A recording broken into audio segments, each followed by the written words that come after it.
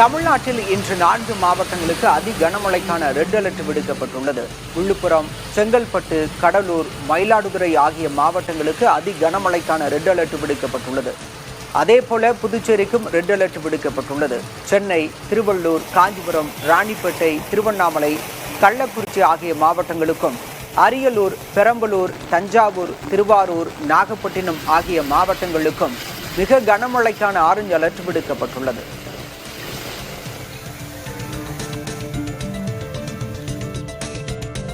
விழுப்புரத்தில் இரவில் பெய்த கனமழையினால் புதிய பேருந்து நிலையத்திற்குள் மழைநீர் குளம் போல தேங்கியது. தண்ணீர் தேங்கியதால் பேருந்துகளை இயக்க முடியாமல் ஓட்டுநர்கள் அவதிப்பட்டனர்.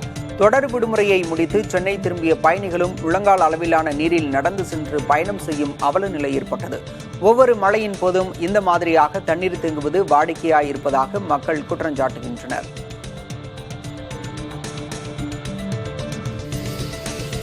திருப்பத்தூர் மாவட்டம் ஆம்பூர் மற்றும் அதன் சுற்றுவட்டார பகுதிகளில் விடிய விடிய கனமழை கொட்டி தீர்த்தது. ஆம்பூர் அடுத்த ஆலாங்குப்பம், விண்ணமங்கலம், பெரியாங்குப்பம், சோலூர், குமாரமங்கலம், கரும்பூர், மிட்டாலம் உள்ளிட்ட பல்வேறு பகுதிகளில் விடிய விடிய கனமழை பெய்தது.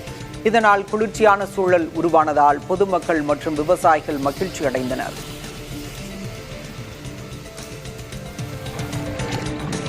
திருவள்ளூர் மாவட்டத்திற்கு கனமழை எச்சரிக்கை விடுக்கப்பட்டுள்ள நிலையில் பழவேற்காடு மீனவர்கள் படகுகளை கரையோரங்களில் பாதுகாப்பாக நிறுத்தி வைத்துள்ளனர்.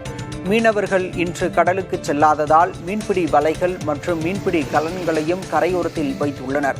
கனமழை காரணமாக இந்தியாவின் மிகப்பெரிய 2வது உப்புநீர் ஏரியான பழவேற்காடு ஏரி கடல் போல காட்சியளிக்கிறது.